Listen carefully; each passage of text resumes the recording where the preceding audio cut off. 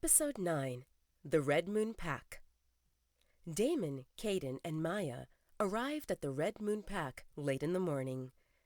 Luna Layla apologized for her husband's absence. He joined the scouts who picked up suspicious movements on the eastern border of our territory before dawn.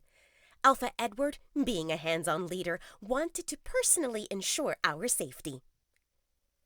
Luna Layla welcomed them warmly, personally showing them to their second-floor rooms. Wow, this place looks glitzy. Maya shared her thoughts with Damon and Caden through their mind link. Caden nodded in agreement. You can say that again. None of the three commented on the 2 lines of Omegas who bowed to greet them in front of the pack house.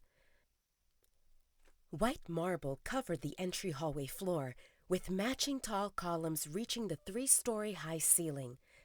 The marble staircase curved elegantly upward, looking pure and flawless, perfectly complemented by golden rails and opulent crystal chandeliers that appeared to come from a fancy castle.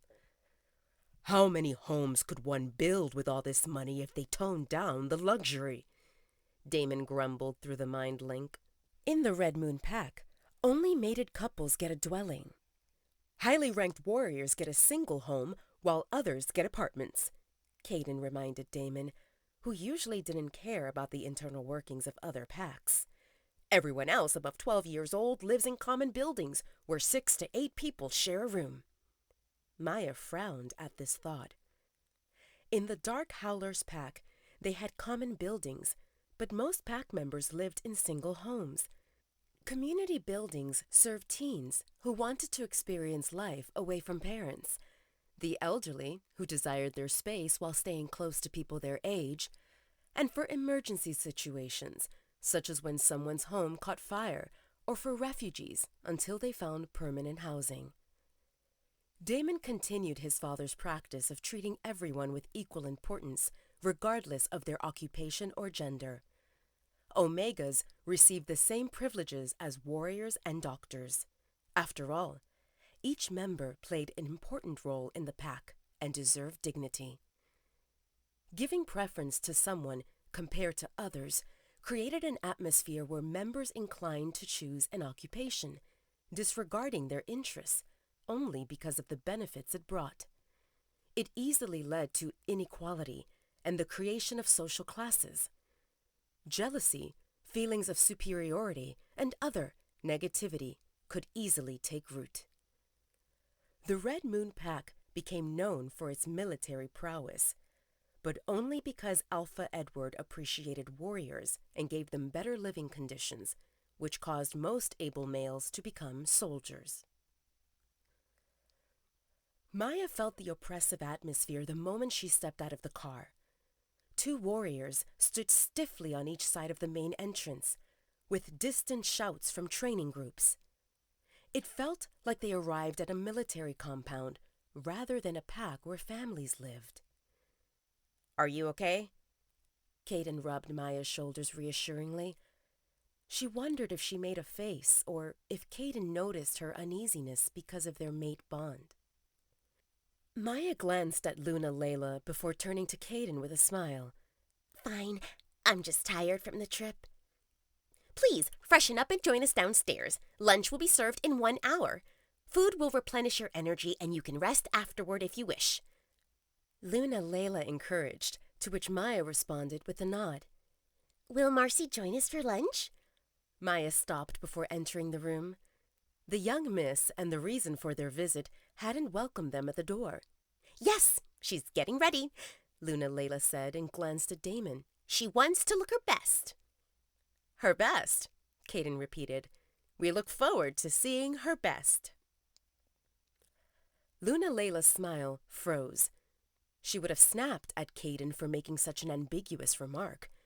Why did he, a beta, want to see her daughter? But Alpha Damon stood right there, with his icy stern expression that made her shrink. So she plastered a smile on her face and endured it.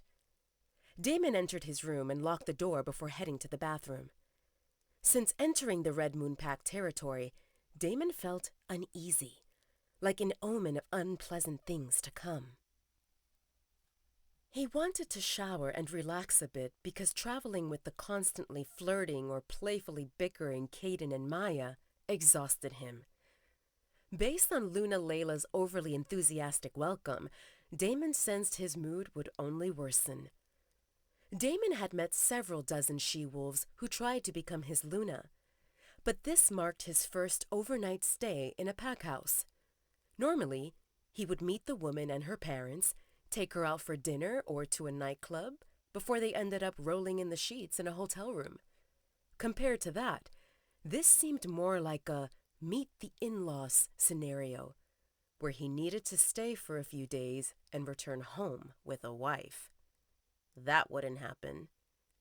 He wanted to talk to Alpha Edward and get to the bottom of what he wanted, other than Damon marrying Marcy.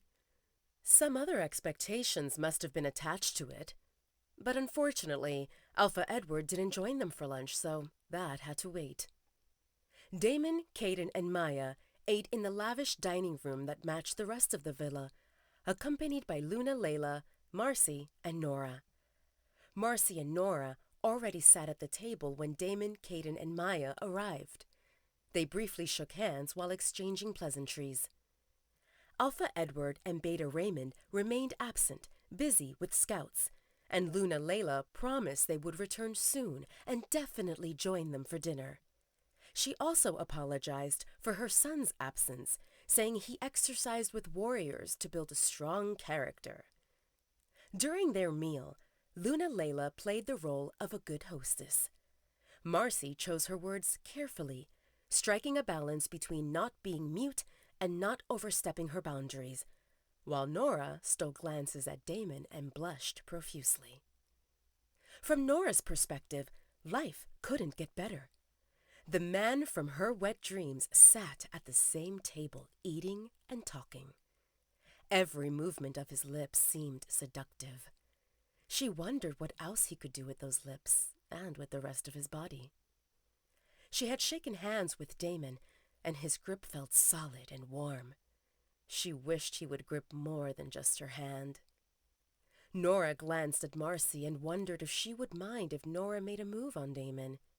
After all, Marcy didn't seem possessive of her future husband, and Nora didn't want to snatch him for herself. Just a taste would suffice. One night. After lunch, Luna Layla turned to Marcy.